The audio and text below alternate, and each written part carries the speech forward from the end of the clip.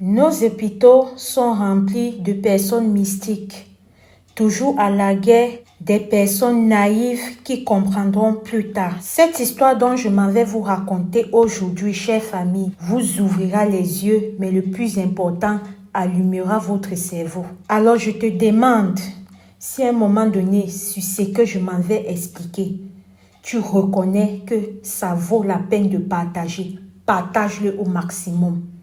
Parce que ça peut sauver des vies. Dans cette histoire, la sœur souffrant de la tumeur depuis 32 ans de vie déjà, son médecin qui allait l'opérer, voyant son cas, sachant qu'il y a quelque chose de mystique, a voulu l'aider d'une autre manière. Et la manière qu'il a opté, il a demandé à sa mère d'acheter un bol dans lequel, quand il allait opérer sa tumeur pour mettre dedans, elle devrait arrêter ça avec elle. Parce qu'il y avait une succession d'opérations qui devaient se passer ce jour-là.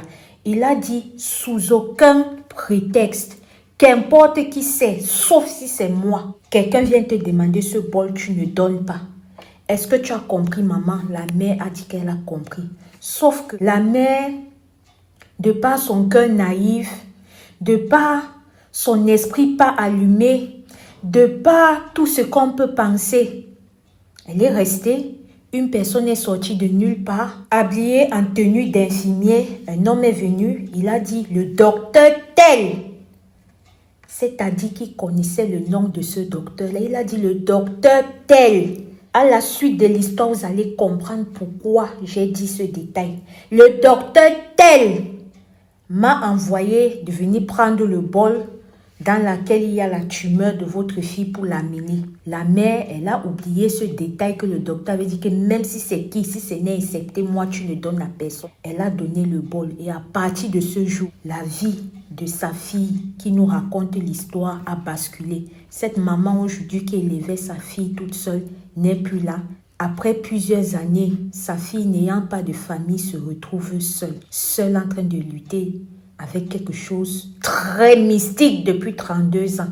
Bienvenue pour une nouvelle HVM nommée Histoire vraie et ou mystique. À la suite de cette dernière, je vous en prie, restez jusqu'à la fin parce que la sœur a besoin, si vous connaissez une ONG qui peut l'aider, ou alors un médecin qui traite avec les plantes naturelles. Elle a précisé qu'elle ne veut pas de marabout. Au cours de son histoire, vous allez comprendre le pourquoi. Mais elle a beaucoup plus insisté sur des ONG caritatives qui pourra l'aider. Ce sont trop les blablabla.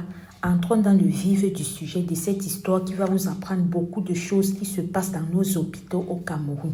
Let's go to the story. La sœur me fait comprendre que les faits ont débuté quand elle était petite, à l'âge de 6 ans par là. Elle était dehors. Vu qu'elle était dans une école publique, vous savez, ceux qui sont camerounais, et pas que même en Afrique, partout, les écoles publiques ont pour particularité d'avoir deux groupes.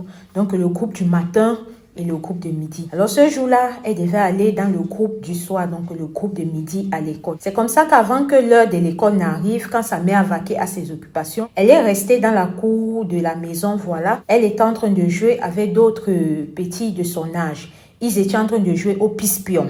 Vous connaissez le pispion, hein? C'est qu'on trace là, on met le noyau de la mangue, on saute, hein? Vous connaissez. Donc, ils étaient en train de jouer au pispion. Elle explique que quand c'était son tour de jouer au pispion, quand elle se courbe pour balancer sa balle, elle comprend quelque chose qui vient taper au niveau de son pied, notamment au niveau de où vous voyez la tumeur gonflée là. Donc, quelque chose a frappé là-bas. Elle dit que vraiment, elle n'a pas vu d'où est-ce que ce caillou est venu, mais ce caillou a frappé son pied. Ça a tellement fait mal qu'elle a émis un cri d'horreur. Ça faisait tellement mal. Mais étant des enfants avec les autres qui ont commencé à se moquer d'elle, ne pouvant pas réaliser la gravité de ce qui s'était passé là, vu que nous tous on a eu à jouer comme ça, il y a eu des trucs, mais c'est comme ça qu'elle est rentrée. Elle n'a pas parlé de ça à sa maman.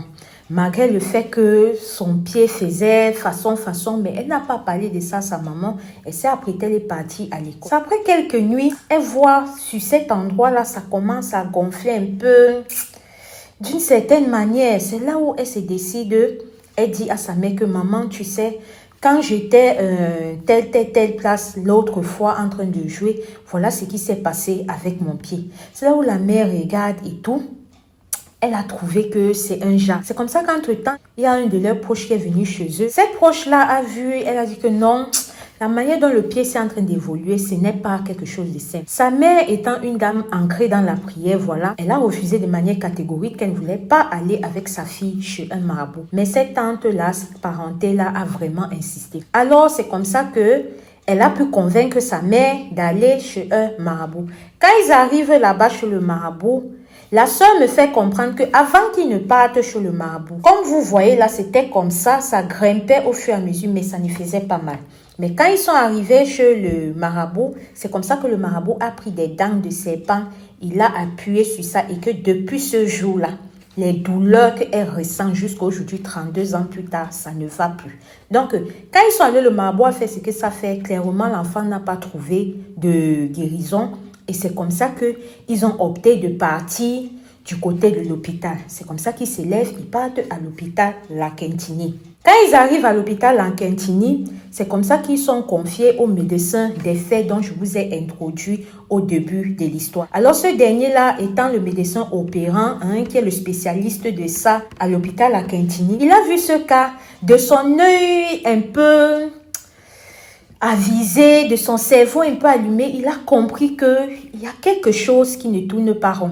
Il a compris que ce que l'enfant là a amené, il y avait quelque chose, un caractère mystique. Et c'est en voulant donc les aider qu'il a dit à sa mère que ok, on va opérer ta fille. J'aimerais que tu achètes un bol comme ça, comme ça, comme ça. Le jour que tu vas venir, quand je vais opérer ta fille, que je m'avais fini les autres opérations, je vais te remettre ce bol avec la tumeur de ta fille. Tu me gardes ça jusqu'à ce que je finis les opérations. Et quand je vais finir, je vais revenir, tu vas me donner ce bol. Sous aucun prétexte, qu'importe qui c'est, sauf si ce n'est moi, tu ne remets ce bol à personne. Est-ce que tu as compris, maman? La mère a dit, oui, j'ai compris. C'est comme ça que quand il a fini d'opérer et que la sœur est sortie en salle d'opération, il a remis ce bol avec son truc dedans, sa boule dedans. C'est comme ça qu'il est parti finir les autres opérations. Par derrière maintenant, tel que la sœur m'explique, il y a une série d'infirmiers qui est venue. Il faut acheter tes médicaments, il faut faire ci, il faut faire ça.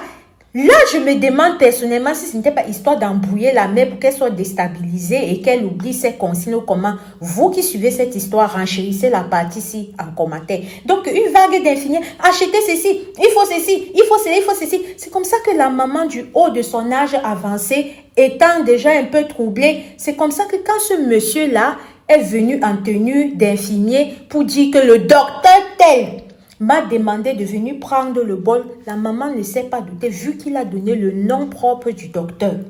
Elle a donné. Elle est partie faire tout ce qu'elle n'a pas fait. Quand le docteur maintenant finit de faire ses opérations, il vient voir la mère et dit que maman, remets-moi le bol de ta fille avec son truc là dedans comme je t'ai donné. C'est là où la mère s'est dit que ouais papa, te remettre le bol là comment mon père? N'est-ce pas tu as envoyé un monsieur là de venir prendre? Le docteur a mis la main sur la tête que Seigneur, qu'est-ce que vous avez fait? Qu'est-ce que vous avez fait maman? Je vous ai dit que vous ne donnez ce bol à personne. Je n'ai envoyé personne. C'est là où il demande à la mère de la sœur que décris-moi comment était ce monsieur. Elle décrit, dit que non.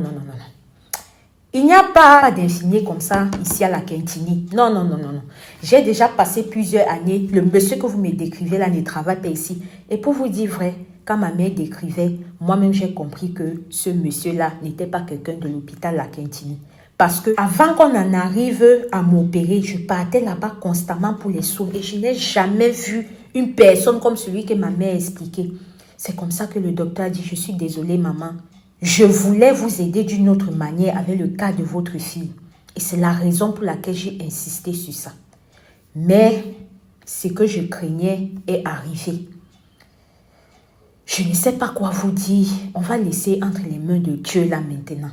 C'est comme ça que le docteur a dit à ma mère que même si c'est que la tumeur de votre fille s'y repousse, ne revenez pas ici parce que vous ne trouverez pas la solution ici. Je ne pourrai rien faire pour elle. C'est comme ça qu'il est parti, il était tellement désolé. C'est comme ça que je regarde ma mère me regarde. On est rentré à la maison, on a continué avec les prières et tout.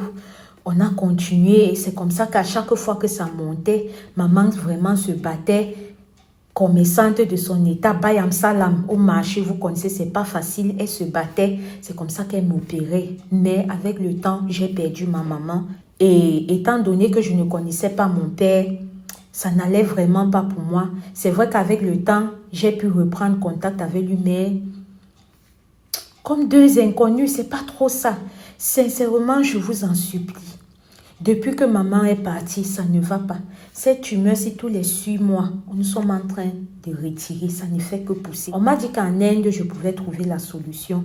J'ai voulu entamer les démarches, mais par faute financière, ne venant pas d'une famille aisée et n'ayant pas de support de la famille, je ne peux pas. Si je vous raconte mon histoire aujourd'hui, c'était pour attirer votre attention sur les hôpitaux.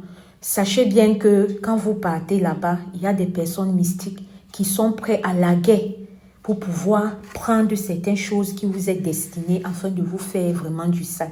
Et tel que le docteur m'a expliqué, c'est vraiment une grâce que je sois encore en vie. Sinon, cette partie de moi-là, j'étais censée ne plus être debout.